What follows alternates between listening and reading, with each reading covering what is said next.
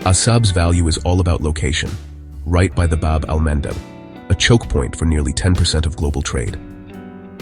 This narrow strait is one of the world's most critical maritime passages, connecting the Red Sea to the Gulf of Aden and, ultimately, the Indian Ocean. Every day, massive oil tankers, container ships, and cargo vessels pass through these waters, making Assab a strategic prize for any nation seeking influence over global commerce. Whoever controls Assab can monitor shipping, project naval power, and secure vital sea lanes. It's not just about trade. Military presence here can deter piracy, respond to regional crises, and even shape the balance of power across the Horn of Africa and the Arabian Peninsula. For Saudi Arabia, Assab is a national security asset, just across the water from Yemen and the ongoing conflict there. The port's proximity allows Riyadh to keep a close watch on its southern flank and respond quickly to threats from Yemen or beyond. A Saudi foothold here means better surveillance and a buffer for its oil exports and mega projects like NEOM. With so much of the kingdom's economy tied to safe shipping, Assab offers a layer of protection for both its energy lifelines and its ambitious plans for the future. For the UAE, Assab was a key military hub for years, supporting operations in Yemen and projecting Emirati power into East Africa. But now, Saudi ambitions threaten to sideline the UAE's influence, creating new tensions between the Gulf allies. Losing Assab to Riyadh marks a major shift in the Gulf's internal balance. It signals changing alliances and could reshape how the Gulf states cooperate, or compete, across the Red Sea. Ethiopia, landlocked and populous, sees Assab as a potential lifeline, but one now controlled by foreign powers. For millions of Ethiopians, access to the sea could mean economic growth, jobs, and new opportunities, but it also raises fears of dependency and loss of sovereignty. Prime Minister Abiy Ahmed faces a dilemma: embrace a Saudi-backed Assab, or seek alternatives. The decision will shape Ethiopia's future, its foreign relations, and its place in the region.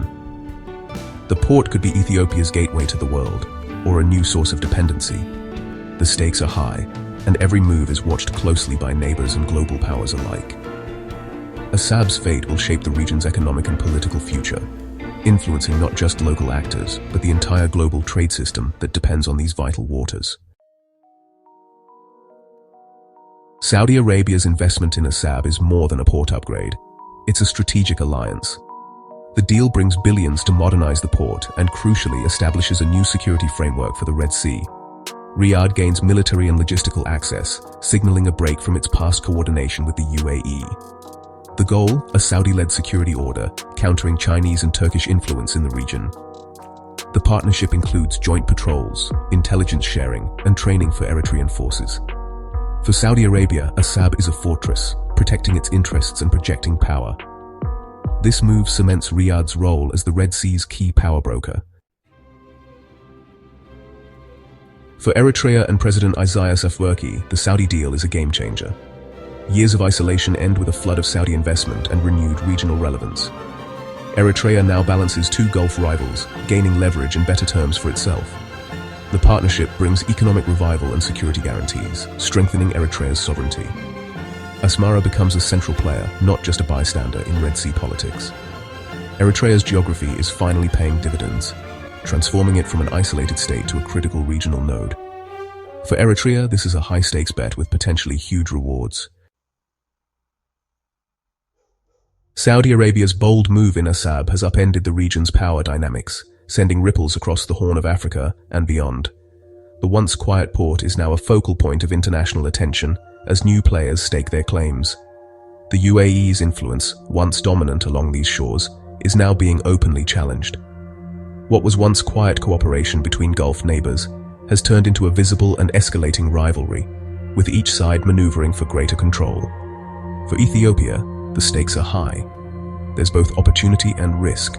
A modern port next door could boost its economy, but with Saudi control, Addis Ababa must tread carefully, balancing ambition with caution.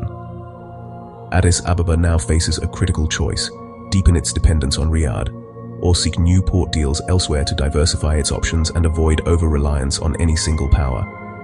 Egypt, ever wary of any single power dominating the Red Sea, is likely to boost its own naval presence and diplomatic efforts, determined to protect its interests and maintain regional balance.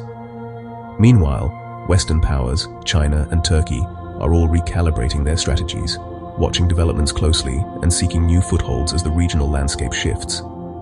Smaller states like Sudan, Djibouti, and Somalia find themselves courted by competing powers, each offering promises of investment, security, and influence in exchange for strategic partnerships. The old status quo is gone. The Red Sea has become a chessboard of shifting alliances, where every nation is forced to rethink its position, and alliances are constantly in flux. In this high-stakes game, every move could tip the balance for the entire region, shaping the future of the Horn of Africa and the Red Sea for years to come. With Saudi Arabia's announcement, the world is watching for the next moves. The final deal details, military access, multi-power involvement, will reveal the true stakes. Construction at Assab will mark the start of a new era.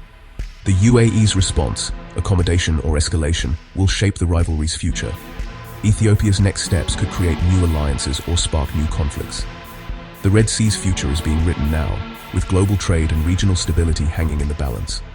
What happens in Assab will echo far beyond its shores.